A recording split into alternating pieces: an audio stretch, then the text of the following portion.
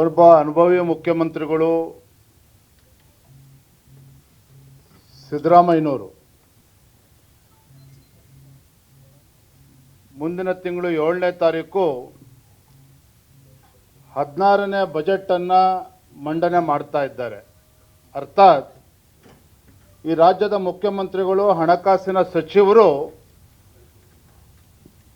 ರಾಜ್ಯದ ಯಾವುದೇ ಹಣಕಾಸಿನ ಸಚಿವ ಮಂಡಿಸದೇ ಇದ್ದಷ್ಟು ಬಾರಿ ಅಂದರೆ 16 ಬಾರಿ ಅತಿ ಹೆಚ್ಚು ಬಾರಿ ಬಜೆಟನ್ನು ಮಂಡನೆ ಮಾಡಿರ್ತಕ್ಕಂಥ ಕೀರ್ತಿ ಅಥವಾ ಒಂದು ದಾಖಲೆಯನ್ನು ಸಿದ್ದರಾಮಯ್ಯನವರು ನಿರ್ಮಾಣ ಮಾಡ್ತಾ ಇದ್ದಾರೆ. ಮುಂದಿನ ತಿಂಗಳು ಮಾರ್ಚ್ 7ನೇ ತಾರೀಕು ಅನುಭವಿ ಮುಖ್ಯಮಂತ್ರಿಗಳು ಅತಿ ಹೆಚ್ಚು ಬಜೆಟನ್ನು ಮಂಡನೆ ಮಾಡ್ತಾ ಇದ್ದಾರೆ. ಆದರೆ ವಾಸ್ತವಿಕ ಪರಿಸ್ಥಿತಿ ಇವತ್ತು ರಾಜ್ಯದಲ್ಲಿ ಏನಿದೆ, ರಾಜ್ಯದ ಹಣಕಾಸಿನ ಪರಿಸ್ಥಿತಿ ಇವತ್ತು ಏನಾಗಿದೆ, ರಾಜ್ಯದ ರಾಜಕೀಯ ಪರಿಸ್ಥಿತಿ ಇವತ್ತು ಏನಾಗಿದೆ, ಇವೆಲ್ಲದರ ಬಗ್ಗೆ ತಮ್ಮ ಮುಖೇನ ಇವತ್ತು ರಾಜ್ಯದ ಜನರ ಗಮನಕ್ಕೆ ತರಬೇಕು ಅಂತೇಳಿ ಇವತ್ತು ಪತ್ರಿಕಾಗೋಷ್ಠಿ ನಾವು ಕರೆದಿದ್ದೇವೆ. ಒಂದು ಕಡೆ ಮುಖ್ಯಮಂತ್ರಿಗಳು ಅಥವಾ ರಾಜ್ಯ ಸರ್ಕಾರ ನಾಡು ಬಹಳ ಸುಭಿಕ್ಷವಾಗಿದೆ, ರಾಜ್ಯದ ಜನರು ಬಹಳ ಸಂತೋಷವಾಗಿದ್ದಾರೆ, ರೈತರು ನೆಮ್ಮದಿಯಿಂದ ಇದ್ದಾರೆ, ಬಡವರು ನೆಮ್ಮದಿಯಿಂದ ಇದ್ದಾರೆ. ಈ ಕಾಂಗ್ರೆಸ್ ಪಕ್ಷ ವಿಧಾನಸಭಾ ಚುನಾವಣೆ ಸಂದರ್ಭದಲ್ಲಿ ಕೊಟ್ಟಂಥ ಭರವಸೆಗಳು, ಆ ಗ್ಯಾರಂಟಿಗಳು, ಈ ಗ್ಯಾರಂಟಿಗಳ ಅನುಷ್ಠಾನದ ಪರಿಣಾಮವಾಗಿ ಎಲ್ಲ ವರ್ಗದ ಜನರು ಕೂಡ ಸಂತೋಷವಾಗಿದ್ದಾರೆ ಅನ್ನುವ ಭ್ರಮೆನಲ್ಲಿ ರಾಜ್ಯದ ಮುಖ್ಯಮಂತ್ರಿಗಳು ಇದ್ದಾರೆ ಅನ್ನೋದು ಚರ್ಚಾ ವಿಷಯ ಆಗಿದೆ ಇವತ್ತು.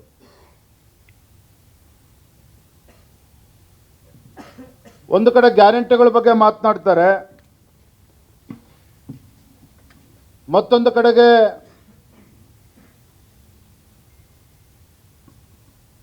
ಪ್ರೈಸ್ ಹೈಕ್, ಎಲ್ಲ ರಂಗದಲ್ಲೂ ಕೂಡ ದರವನ್ನು ಹೆಚ್ಚನ್ನು ಮಾಡಿರ್ತಕ್ಕಂಥ ಕೀರ್ತಿ ಕಾಂಗ್ರೆಸ್ ಸರ್ಕಾರಕ್ಕೆ ಸಲ್ತದೆ. ಪ್ರಾಪರ್ಟಿ ರಿಜಿಸ್ಟ್ರೇಷನ್ ಫೀಸ್ 600% ಅಷ್ಟು ಜಾಸ್ತಿ ಆಗಿದೆ. Property guidance value it's up by 30%. 30% ಪ್ರಾಪರ್ಟಿಗಳ ಆಸ್ತಿಗಳ ಗೈಡೆನ್ಸ್ ವ್ಯಾಲ್ಯೂ ಕೂಡ ಜಾಸ್ತಿ ಆಗಿದೆ. ವಾಹನಗಳ ರಿಜಿಸ್ಟ್ರೇಷನ್ ಫೀಸ್ ದರ 10% ಜಾಸ್ತಿ ಆದರೆ ಹಾಸ್ಪಿಟಲ್ಗಳ ಸರ್ವಿಸ್ ಚಾರ್ಜಸ್ ಅದು ಕೂಡ 5% ಜಾಸ್ತಿ ಆಗಿದೆ. ಎಲೆಕ್ಟ್ರಿಸಿಟಿ ಟ್ಯಾರಿಫ್ ವಿದ್ಯುತ್ ದರ 14.5% ಅಷ್ಟು ಜಾಸ್ತಿ ಆಗಿದೆ. ನೀರಿನ ದರ 30% ಜಾಸ್ತಿ ಆಗಿದೆ.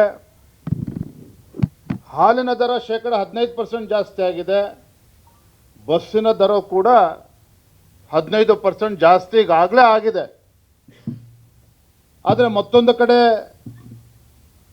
ಕಾಂಗ್ರೆಸ್ ಸರ್ಕಾರ ಬಂದು 2 ವರ್ಷಗಳಲ್ಲಿ 2ನೇ ಬಾರಿಗೆ ಮತ್ತೆ ಹಾಲಿನ ದರ ಜಾಸ್ತಿ ಮಾಡಬೇಕು, ವಿದ್ಯುತ್ ದರವನ್ನು ಜಾಸ್ತಿ ಮಾಡಬೇಕು, ಈ ರೀತಿ ಚರ್ಚೆಗಳು ಸರ್ಕಾರ ಮಟ್ಟದಲ್ಲಿ ಈಗಾಗಲೇ ಪ್ರಾರಂಭ ಆಗಿದೆ. ಒಟ್ಟಾರೆಯಾಗಿ ನಮ್ಮ ರಾಜ್ಯದಲ್ಲಿ ಕಾಂಗ್ರೆಸ್ ಸರ್ಕಾರ ಅಥವಾ ಸಿದ್ದರಾಮಯ್ಯ ನೇತೃತ್ವದ ಕಾಂಗ್ರೆಸ್ ಸರ್ಕಾರ ಬಂದ ನಂತರದಲ್ಲಿ 1,90,000 ಕೋಟಿಯಷ್ಟು ಹೊಸ ಸಾಲವನ್ನು ಈ ಕಾಂಗ್ರೆಸ್ ಸರ್ಕಾರ ಮಾಡಿದೆ ಅಂತಕ್ಕಂಥದ್ದು ಈ ನಾಡಿನ ಜನ ಇವತ್ತು ಗಮನಿಸಬೇಕಾಗಿದೆ.